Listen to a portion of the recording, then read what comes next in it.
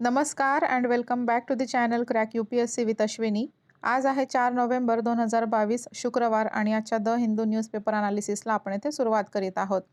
तर नेहमीप्रमाणे आपण जे आपलं न्यूज डिस्कशन असतं ते सुरू करण्यापूर्वी एक मॅप बेस्ड क्वेश्चन पाहत असतो. जी लोकेशन चर्चेत असते त्याबाबत थोडंसं डिस्कशन आपण इथे करत असतो आणि सोबतच टुडे स्पेशलही पाहून घेत असतो. पण आज 4 नोव्हेंबर रोजी कुठलंही आज टुडे स्पेशल आपल्याला आढळणार नाही. इंटरनॅशनल लेव्हलवरही कुठला महत्त्वाचा दिवस सापडणार नाही आणि आपल्या भारताच्या नॅशनल लेव्हलवर सुद्धा कुठलाही दिवस महत्त्वाचा आज नाही आहे. त्याच्यामुळे आजचं जे टुडे स्पेशल आहे ते आपण स्किप करूयात. पण एक मॅप बेस्ड क्वेश्चन आपल्याला पाहायचा आहे. अत्यंत चर्चेत असणारं ते लोकेशन आहे. आजच्या न्यूजपेपरमध्ये सुद्धा कव्हर झालेलं आहे. काय करायचं आहे, जगाचा नकाशा ओपन करायचा आहे आणि त्यामध्ये साऊथ सुडान ह्या देशाचं लोकेशन शोधून काढायचं आहे आणि ते खाली कॉमेंट सेक्शनमध्ये मेन्शन करायचं आहे. तर हे बघा, आजच्याच न्यूजपेपरचं स्क्रीनशॉट आणलेला आहे मी इथे. युनायटेड नेशन्सची एक रिपोर्ट प्रसिद्ध झालेली आहे आणि हे जे साऊथ सुडान आहे त्यामध्ये जवळपास 8 मिलियन लोक जी आहेत ती स्टार्वेशनमध्ये जगत आहेत. हंगरने त्रस्त आपल्याला पाहता येईल, त्यांच्यावर भूकमरीची वेळ येते आहे. तर ही 8 मिलियन म्हणजेच किती, तर ह्या देशाची जवळपास 2/3 पॉप्युलेशन जी आहे ती आज हंगरमध्ये आहे आणि त्याच्यामुळे ही जी लोकेशन आहे, न्यूजपेपर हे जी रिपोर्ट आहे ती प्रसिद्ध झाल्यापासून सगळ्याच न्यूजपेपरमध्ये कव्हर करण्यात आलेली आहे आणि त्याच्यामुळे अत्यंत चर्चेत आहे आणि UN रिलेटेड ही न्यूज आहे, त्याच्यामुळे आपल्याला माहिती असणे आवश्यक आहे. तर साऊथ सुडानचं लोकेशन शोधून काढायचं आहे, कॉमेंट सेक्शनमध्ये मेन्शन करायचं आहे, जेणेकरून तुमच्या ते चांगलं लक्षात राहील. त्यानंतर थेट वळूयात आपल्या न्यूज डिस्कशनकडे. पण त्यापूर्वी बघा, इथे छोटंसं मी मार्क केलेलं आहे, तेवढं लक्षात ठेवूयात. तर मेघालयामध्ये उमियाम लेक आहे आणि ह्या लेकच्या जवळपास हा जो एरिया आहे तिथे the Rising Sun Water Fest 2022 नावाचं एक ऑकेजन इथे सेलिब्रेट करण्यात आलेलं आहे. यामध्ये गारो ट्रायबल्स कम्युनिटी जी आहे त्यांच्याद्वारा वांगला डान्स इथे परफॉर्म केला जातो. तर एवढं इथे लक्षात ठेवू शकता. उमियाम लेक मेघालया येथे the Rising Sun Water Fest 2022 हे जे ऑकेजन आहे ते इथे पार पडलं आहे आणि गारो ट्रायबल कम्युनिटीद्वारा इथे वांगला डान्स परफॉर्म केला जातो. त्यानंतर आपली महत्त्वाची न्यूज येते आहे आणि तिच्याकडे आपल्याला जास्त डीपमध्ये फोकस देऊन पाहायचं आहे. त्याच्यामध्ये काय सांगितलेलं आहे बघा, बोडोलँड युनिव्हर्सिटी जी आहे त्यांच्या कोलॅबोरेटिव्ह वर्क आहे मेडिकलच्या बाबतीत, ते आपल्याला पाहून घ्यायचं आहे. जी आपली मेडिसिन्स आहेत त्यामध्ये लवकरच अल्ट्रा मायक्रोस्कोपिक गोल्ड पाहायला मिळणार आहे आणि याचा उपयोग काय, तर जी मेडिसिन आहे त्याची इफिकॅसी इथे वाढणार आहे. तर याचं नाव आहे कॉर AU-NPs. हे जे गोल्ड नॅनो पार्टिकल्स आहेत याला नाव आहे कॉर AU-NPs. कॉर म्हणजे कॉर्डी, AU म्हणजे गोल्ड आणि NPs म्हणजे नॅनो पार्टिकल्स. कॉर्डी गोल्ड नॅनो पार्टिकल्स, कॉर AU-NPs. हे कशापासून मिळणार आहेत नॅनो पार्टिकल्स? आपल्याला एक फंगसची प्रजाती आहे त्याच्यापासून मिळणार आहेत. कॉर्डिसेप्स मिलिटारिस. कॉर्डिसेप्स मिलिटारिस ही एक वनस्पती म्हणते, एक फंगस आहे, त्यांच्यापासून हे मिळणार आहे. तर कॉर्डिसेप्स मिलिटारिस प्लस गोल्ड सॉल्ट यांचं जे एक्स्ट्रॅक्शन मिळणार आहे ते असणार आहे कॉर्डी गोल्ड नॅनो पार्टिकल्स. तर ह्युमन बॉडीमध्ये ड्रग डिलिव्हरी जी असणार आहे ती अतिशय फास्ट होणार आहे, याचा रेट फास्ट होणार आहे आणि त्याच्यामुळे याची एफिकॅसी आपोआपच वाढणार आहे.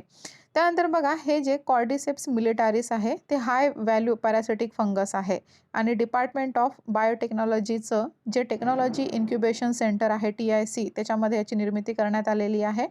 मी जे विचारलं होतं गोल्ड सॉल्ट, कॉर्डिसेप्स मिलिटारिस सोबत गोल्ड सॉल्ट ह्या दोघांचं जेव्हा एक्स्ट्रॅक्ट केलं जाणार आहे तेव्हा कॉर्डी गोल्ड नॅनो पार्टिकल्स मिळणार असं मी सांगितलं. तर ही गोल्ड सॉल्ट नेमकं काय असतं, तर गोल्डचं आयनिक केमिकल कंपाऊंड आपल्याला हे पाहता येईल, यालाच आपण गोल्ड सॉल्ट असं म्हणत असतो. बघा, पेनिट्रेशन याचं चांगलं होणार आहे, अधिक चांगलं होणार आहे. कारण काय, तर ही पार्टिकल्स जी आहेत ती अत्यंत सूक्ष्म असतात. अल्ट्रा मायक्रोस्कोपिक पार्टिकल्स आपल्याला पाहता येतील. जेवढी सूक्ष्म पार्टिकल्स असतील तेवढं त्याचं पेनिट्रेशन रेट चांगला पाहता येईल. ही जी कॉर्डिसेप्स मिलिटारिस आहे तिला सुपर मशरूम असं सुद्धा म्हटलं जातं, कारण याच्यामध्ये ट्रिमेंडस मेडिसिनल प्रॉपर्टीज पाहता येतील. बायो ॲक्टिव्ह कंपोनेंट्स आहेत ज्याच्याद्वारे जे पेनिट्रेशन आहे, ड्रग्सचं पेनिट्रेशन, ते खूप चांगल्या प्रकारे खूप चांगल्या रेटने होऊ शकतं. त्यानंतर बघा, नेक्स्ट न्यूजकडे आपल्याला वळायचं आहे. NIA बाबत आपण इथे पाहून घेणार आहोत, म्हणजेच नॅशनल इन्व्हेस्टिगेशन एजन्सी.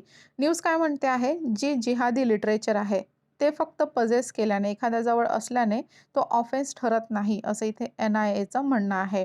तर ही NIA नेमकी कोण आहे ते आपण इथे जाणून घेऊयात. GS पेपर 3चं various security forces and agencies and their mandate हे जे टॉपिक आहे त्याच्याशी आपल्याला हे रिलेट करता येईल.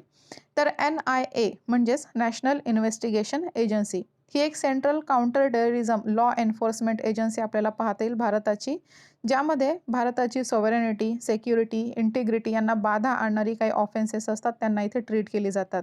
मग यामध्ये बघा काही फॉरेन फ्रेंडली रिलेशन्सचा समावेश आहे. त्यानंतर ॲटॉमिक आणि न्यूक्लिअर फॅसिलिटीजच्या अगेन्स्टमध्ये ही कार्य करत असते. जी ड्रग्ज असतात, स्मगलिंग असते, फेक करन्सी, आर्म्स यांच्या बाबतीतही ही कार्य करत असते. त्यानंतर युनायटेड नेशन्सची जी काही इंटरनॅशनल ट्रिटीज आहेत, ॲग्रीमेंट्स आहेत, जी काही कन्व्हेन्शन्स आहेत, रिझॉल्युशन्स आहेत, या अंतर्गत जी ऑफेन्सेस देण्यात आलेली आहे त्याच्यासाठी सुद्धा ही कार्य करत असते. 2008च्या NIA ॲक्टद्वारा याची निर्मिती करण्यात आली. 2008चा नॅशनल इन्व्हेस्टिगेशन एजन्सी ॲक्ट याच्याद्वारा निर्मिती झालेली आहे.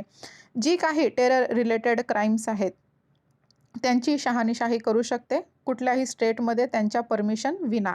याचा हेडक्वार्टर आपल्याला न्यू दिल्ली येथे पाहता येईल. त्यानंतर याचं ओरिजिन पाहूया, त्याची सुरुवात कशी झाली.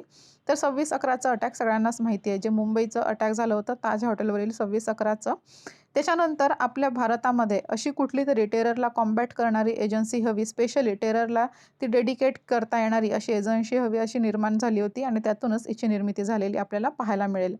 डिसेंबर 2008मध्ये पी चिदंबरम यांनी हे बिल मांडलं होतं. त्यानंतर 31 डिसेंबर 2008मध्ये ही अस्तित्वात आली आणि 2009 पासून हिने फंक्शनिंग इथे हिचं सुरू झालं. लक्षात घ्या, 26/11चं मुंबई अटॅक होतं.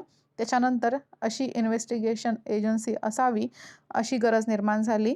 त्यानंतरच डिसेंबर 2008मध्ये पी चिदंबरम यांनी एक बिल मांडलं होतं आणि 31 डिसेंबर 2008मध्ये ही एक्झिस्टन्समध्ये आली, एजन्सी एक्झिस्टन्समध्ये आली आणि 2009मध्ये हिने कार्य करण्यास सुरुवात केली. तर तेव्हापासून आजपर्यंत 447 केसेस आपण NIA अंतर्गत पाहतो. त्यानंतर हिचं ज्युरिस्डिक्शन थोडक्यात पाहून घेऊयात. भारतामध्ये तिचं ज्युरिस्डिक्शन आहेच, पण त्या व्यतिरिक्त जर फॉरेनमध्ये कुठले इंडियन्स असतील ज्यांनी क्राईम्स केला असेल तर त्यांच्या बाबतीतही शहानिशा करण्याचं कार्यही करत असते. कुठलेही गव्हर्नमेंट सर्वंट असतील त्यांच्यासाठी सुद्धा ही कार्य करत असते. त्यांनी कुठला क्राईम केला असेल तर त्यातही ही आपलं महत्त्वाचं रोल प्ले करताना पाहता येईल. त्यानंतर जी शिप्स, एअरक्राफ्ट्स आपल्या भारतात रजिस्टर्ड आहेत त्यांचंसुद्धा ही ज्युरिस्डिक्शन याच्या अंतर्गत येत असतं. त्यानंतर इंडियन सिटिझन्स किंवा भारताचं इंटरेस्टच्या विरुद्ध कुठलंही स्केड्यूल ऑफेन्स असेल त्यामध्ये सुद्धा ही कार्य करत असते. तर स्केड्यूल ऑफेन्स म्हणजे नेमकं काय आहे, ही एक स्पेशल लिस्ट असते. मग ह्या लिस्टमध्ये काही ॲक्ट्स देण्यात आलेले आहेत आणि ह्या ॲक्ट अंतर्गत कुठले गुन्हे होत असतील तर त्यांना इथे दोषी समजल्या जातं आणि NIA त्याच्या अंतर्गत ही कार्य करत असते.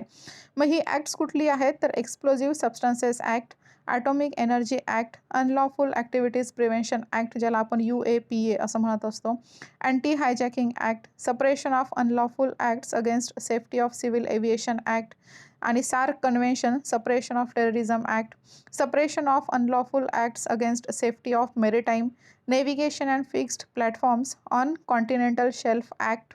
त्यानंतर आहे weapons of mass destruction and their delivery system prohibition of unlawful activities act, any other relevant जो काही IPCचा म्हणजेच इंडियन पिनल कोडचा कुठलाही रिलेव्हंट ऑफेन्स असेल, आर्म्स ॲक्ट किंवा इन्फॉर्मेशन टेक्नॉलॉजी ॲक्ट ही सगळी हिच्या अंतर्गत येत असतात. सोबतच narcotic drugs and psychotropic substances act हे सुद्धा NIAच्या अंतर्गत आपल्याला पाहता येईल. तर NIA बाबतचा आपण डेटा इथे पाहून घेतलेला आहे, संपूर्ण डेटा पाहिलेला आहे. बघा न्यूज काय होते आपल्याकडे, जी जिहादी लिटरेचर आहे ते एखाद्याजवळ असणे म्हणजे तो गुन्हा आहे असं NIA इथे सांगते, म्हणजे गुन्हा आहे असं नाही असं ती सांगते आहे.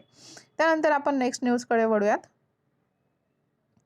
RISAT-2 म्हणजेच रिसॅट-2 नावाचं सॅटेलाईट 2009मध्ये इस्रोद्वारा लॉन्च करण्यात आलं होतं आणि आताच नुकतीच 30 जी ऑक्टोबर आहे त्या दिवशी अनकंट्रोल्ड रिएंट्री याची पृथ्वीवर झालेली आपल्याला पाहता येईल. 300 जे किलोग्राम वजन याचं सांगितलं जातं आहे आणि जकार्ता जवळचं जे इंडियन ओशन आहे त्यामध्ये हा पडलेला आहे, तिथे रिएंट्री आपल्याला पाहता येईल. PSLV C-12 द्वारा हे लॉन्च करण्यात आलं होतं आणि याची जी लाईफ आहे ती 4 वर्ष इतकीच सांगण्यात येते. म्हणजे हे जे रिसॅट-2 आहे त्याची लाईफ फक्त 4 वर्ष होती. पण ऑर्बिट्सच्या प्रॉपर मेंटेनन्समुळे, स्पेसक्राफ्ट ऑपरेशन्सच्या मिशन प्लॅनिंगमुळे आणि फ्युएलची इकॉनॉमिकल युसेज झाल्यामुळे हा 13 वर्ष आपली सर्व्हिस प्रोव्हाइड करत राहिला होता. आणि बघा, तुम्हाला वाटत असेल की हा पृथ्वीवर परत आला आणि जिथे तो पडला तिथे एक्सप्लोजन झालं असेल, पण तसं काहीही झालं नाही. कारण हा जेव्हा परत आला तेव्हा कुठलंही फ्युएल याच्यामध्ये नव्हतं. याची जी फ्युएल टँक होती ती रिकामी होती, त्याच्यामुळे एक्सप्लोजनसुद्धा इथे झालं नाही आहे. मागच्या 1 महिन्यापासून Indian system for safe and sustainable space operation management जे आहे IS4OM ही याच्यावर लक्ष ठेवून होती. याची रिएंट्री होणार आहे हे माहिती होतं आणि त्याच्यावर लक्ष ठेवून होती. तर एवढं लक्षात ठेवा, रिसॅट-2 सॅटेलाईट जे आहे 2009 मध्ये हे लॉन्च करण्यात आलं होतं. 300 किलोग्रॅम वजनाचं हे आहे आणि जकार्ताजवळ हे पृथ्वीवर आलेलं आहे. PSLV C-12 द्वारा हे लॉन्च करण्यात आलं होतं आणि याची जी लाईफ होती, ओरिजिनल लाईफ, ती 4 वर्षांची होती. पण हे 13 वर्ष आपली सर्व्हिस भारताला देत राहिलं आहे. डेव्हलप्ड नेशन्सनी क्लायमेट चेंज थ्रेट्स अडॉप्ट करण्यासाठी डेव्हलपिंग जी नेशन्स आहेत त्यांना लॉंग प्रॉमिस्ड फिनान्स द्यावा, असं स्टेटमेंट आपल्याला ministry of environment, forest and climate change यांच्याकडून पाहता येईल. तर हे बघा, आपली जी 27वी एडिशन आहे COP 27 ज्याला आपण म्हणतो, म्हणजेच काय, कॉन्फरन्स ऑफ पार्टीज. ही युनायटेड नेशन्सची कॉन्फरन्स ऑन पार्टीज, तिची 27वी एडिशन आहे आणि त्याच्याच धर्तीवर इथे हे स्टेटमेंट आपल्याला पाहता येईल. आपल्या मिनिस्ट्रीकडून आलेलं स्टेटमेंट आहे. काय म्हटलेलं आहे, जी काही डेव्हलप्ड नेशन्स आहेत त्यांनी क्लायमेट चेंज थ्रेट्स अडॉप्ट करण्यासाठी डेव्हलपिंग नेशन्सला लॉंग प्रॉमिस्ड फिनान्स द्यावा. तर ही जी 27th एडिशन आहे ती कुठे होणार आहे, इजिप्तमधलं शार्म अल शेख असेचं प्रोनाउन्सिएशन असेल बहुतेक. तर शार्म अल शेख येथे इजिप्तमधलं हे ठिकाण आहे आणि तिथेच ही 27वी एडिशन होणार आहे COP 27ची. आणि याची थीम लक्षात घ्या, 7 नोव्हेंबरपासून याची सुरुवात होणार आहे. थीम लाईफ असणार आहे. लाईफ म्हणजे काय, लाईफस्टाईल फॉर एन्व्हायरमेंट, जी आपल्या भारतात नरेंद्र मोदी यांनी ही थीम सांगितली होती आणि तीच थीम इथे COP 27ची असणार आहे. त्याच्यामुळे हे जे COP 27 आहे ते अत्यंत चर्चेत राहणार आहे फ्युचरमध्ये. तर ही जेव्हा मीटिंग पार पडणार आहे तेव्हा आपण ही COP 27 काय आहे आणि तिचे आउटकम्स काय निघाले ते आपण सविस्तर इथे जाणून घेणार आहोत. नेक्स्ट न्यूज पाहून घेऊयात आपली. बघा, मिनिस्ट्री ऑफ एज्युकेशनचं जे unified district information system for education plus he report जाहीर झाली आहे आणि त्याच्या म्हणण्यानुसार जे एनरोलमेंट्स आहेत प्री प्रायमरी स्कूलमध्ये स्टुडंट्सचं, ते फार कमी झालेलं आहे आणि ते अतिशय कमी झालेलं आहे. बघा, काय म्हटलेलं आहे, 2021-22 मध्ये 30% हे कमी झालेलं आहे. प्री कोविडमध्ये जितकं एनरोलमेंट असायचं त्याच्यापेक्षा 30% कमी झालेलं आहे आणि मागच्या वर्षीच्या बाबतीत जर आपल्याला तुलना करायची झाली तर ते 10% कमी झालेलं आहे. लक्षात घ्या, 21-22चाच हा डेटा आहे, पण 30% हे प्री कोविडशी कंपेअर केलेलं आहे आणि 10% हे जे आहे ते मागच्या वर्षी कंपेअर केलेलं आहे, मागच्या वर्षाशी. ठीक आहे, 2020-21शी. तर ही सगळी ज्या न्यूमेरिकल डेटा दिलेला आहे तो आपल्याला पाठ करायचा नसतो, लक्षातही ठेवायचा नसतो, आपल्याला ट्रेंड माहीत करून घ्यायचा असतो. तर बघा, 21-22 जे सांगितलं, काही आकडे तर आपल्याला पाठच करायचे असतात. एक फॅक्च्युअल डेटा आपण दिला त्याचा चांगला इम्पॅक्ट होत असतो. तर फॅक्च्युअल डेटा ही काही आपल्याला लक्षात ठेवायचा असतो. तर जेवढं मी सांगते आहे तेवढंच इथे तुम्ही लिहिलं तरी खूप याचा फरक पडणार आहे, खूप चांगलं तुमचं उत्तर होणार आहे. 2021-22चा डेटा लक्षात घ्या, 30% प्री कोविडपेक्षाही कमी झालेलं आहे एनरोलमेंटचं प्रमाण. त्यानंतर मागच्या वर्षीपेक्षा 10% कमी झालेलं आहे आणि याचं कारण म्हणजे काय, स्कूल बंद झालेली आहेत आणि जे टीचर्स आहेत त्यांचं अमाऊंट फार कमी झालेलं आहे, म्हणजे ती खूप कमी प्रमाणात टीचर्स आहेत, लॅक ऑफ टीचर्स आपल्याला पाहता येईल. तर कमी म्हणजे किती कमी झालेलं आहे, मागच्या वर्षी ते स्कूल्सच्या बाबतीत आपण बघत आहोत. मागच्या वर्षी 15.09 लाख इतकी स्कूल्स होती आणि आता ती 14.89 लाख इतकीच झालेली आहेत आणि फक्त 44.75% जी स्कूल्स आहेत तिकडे कम्प्युटर फॅसिलिटी आपल्याला पाहता येईल आणि 33.9% स्कूलमध्येच इंटरनेट ॲक्सेससुद्धा आहे आणि ही कंडिशन सध्या तरी थोडी इम्प्रूव्ह झालेली आहे, पण सॅटिस्फॅक्टरी अशी आपल्याला पाहता येणार नाही. त्यानंतर बघा, काल नागालँडबाबत आपण बोललो होतो, जी मायग्रेटरी बर्ड्स आहेत त्यांच्याबाबतही बोललो होतो. अमूर फाल्कन्स हे त्यातलं एक महत्त्वाचं मायग्रेटरी बर्ड आपण पाहिलं होतं.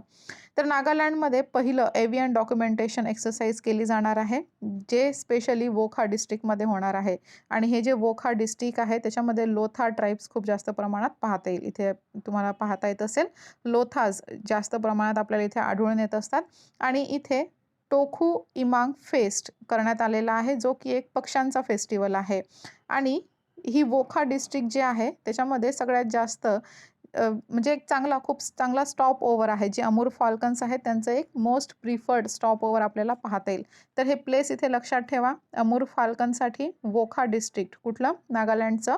ते एक मोस्ट प्रिफर्ड स्टॉप ओव्हर आहे. तिथे कुठली ट्राईब आढळतात? लोथास ट्राईब आढळतात आणि फेस्टिवलचं नावही लक्षात घ्या. टोखू इमांग फेस्टिवल. आणि हे फेस्टिवल कशाशी रिलेटेड आहे? तर बर्डशी रिलेटेड आपल्याला हे फेस्टिवल पाहायला मिळेल आणि हे पहिलंच एव्हियन डॉक्युमेंटेशन एक्सरसाइज आहे नागालँडची किंवा आपल्या भारतातलीही. त्यानंतर बघा आपण मॅप बेस्ड क्वेश्चन पाहिला होता. तीच न्यूज इथे आहे आणि हाच स्क्रीनशॉट मी तिथे आणला होता. ते आपण पाहून घेतलेला आहे. त्यानंतर वर्ल्ड पेजवर आपल्याला फारसं काही सापडणार नाही. बिझनेस पेजवरही काहीच नाही आहे. स्पोर्ट्सवरही आपल्याला काही पाहायचं नसतंच. त्यानंतर बघा एडिटोरियल एक आहे. आजही एन्व्हायरमेंटवरच एडिटोरियल आलेलं आहे. कालही आपण बायोस्फिअर रिझर्वबाबत बोललो जे की एन्व्हायरमेंट बाबतीतचं होतं. आजही एन्व्हायरमेंटच्याच बाबतीतचं एडिटोरियल आहे. तर ते आपण पूर्ण पाहणार नाही आहोत कारण तिथे COP27 बाबत बोललं गेलेलं आहे. COP27 म्हणजे काय? ती फ्युचरची न्यूज आहे. तर इथे जे लेखक आहेत RR रश्मी जे की डिस्टिंग्विश फेलो आहेत the energy and resources institute new Delhi येथील आणि फॉर्मर सिव्हिल सर्वंटसुद्धा आहेत. तर यांनी COP27मध्ये काय काय होण्याची शक्यता आहे ते सांगितलेलं आहे. तर शक्यता काय आहे त्याच्याशी आपलं काही घेणं देणं नसतं. ॲक्च्युअल काय झालेलं आहे ते आपल्याला मीटिंग नंतरच कळणार आहे. त्याच्यामुळे सविस्तरपणे आपण हे नंतर माहिती करून घेणार आहोत. पण तरीही ह्या लेखामध्ये लेखकांनी काय सांगण्याचा प्रयत्न केलेला आहे ते मी थोडं इथे सांगण्याचा प्रयत्न करते. वनुतू हे एक पॅसिफिक आयलँड आहे. छोटंसं पॅसिफिक आयलँड आपल्याला पाहता येईल. त्या बाबतीत ते इथे डेटा देतात. बघा क्लायमेट चेंजवरचा हा एडिटोरियल आहे. इजिप्तमध्ये 27th COP होणार आहे.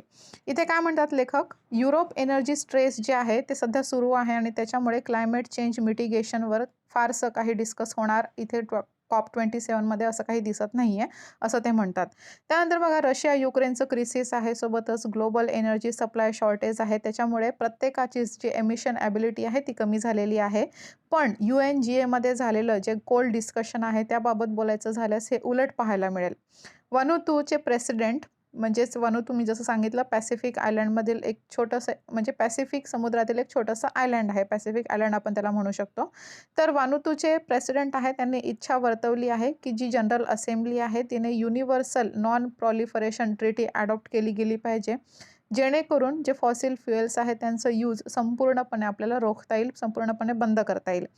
मग हे वानुतू जे आहे ते एक स्मॉल आयलँड आहे आणि याचं जे एमिशन आहे कार्बन एमिशन ज्याच्यासाठी आपण इतके प्रयत्न करत आहोत त्याच्यामध्ये याचं जे कॉन्ट्रीब्युशन आहे ते अगदी निग्लिजिबल आहे, अगदी नगण्य आहे.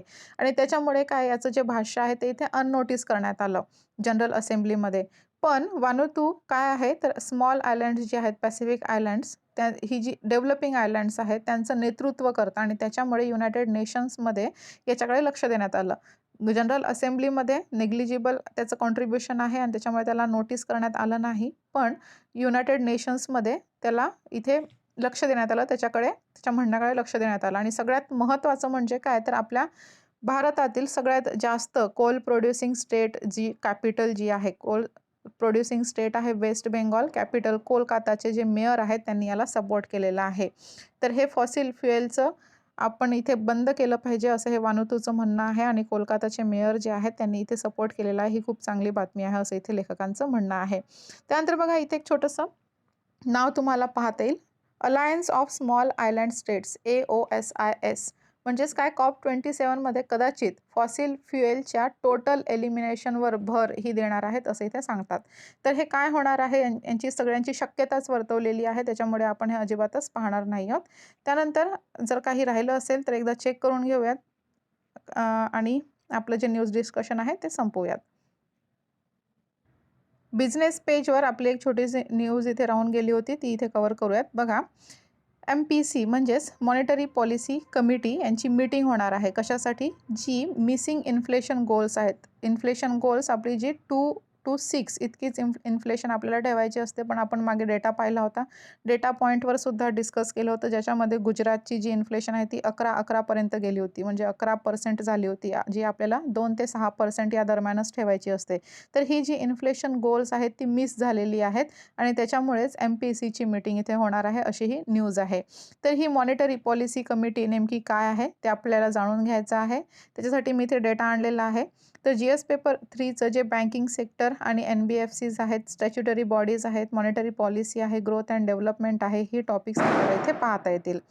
तर मॉनिटरी पॉलिसी कमिटी हे जाणून घेण्याआधी नेमकं मॉनिटरी पॉलिसी काय आहे ते आपल्याला जाणून घ्यावं लागेल. तर सेंट्रल बँकची पॉलिसी असते ज्याद्वारे ॲक्टमध्ये सांगितलेली जी स्पेसिफाईड गोल्स असतात ती आपल्याला अचीव करायची असतात. त्याला आपण मॉनिटरी पॉलिसी असं म्हणत असतो. मग याचं प्रायमरी ऑब्जेक्टिव्ह म्हणजे काय? जी प्राईस स्टॅबिलिटी असते ती मेंटेन करणे. आणि ही प्राईस स्टॅबिलिटी का महत्त्वाची असते? तर एक सस्टेनेबल ग्रोथसाठी हिचा उपयोग आपल्याला पाहता येईल. RBI ॲक्ट 1934 मध्ये अमेंडमेंट करण्यात आली आणि त्याच्याद्वारे काय 4+-2 इतका इन्फ्लेशन रेट ठेवण्यात आला. 4+-2 म्हणजेच काय?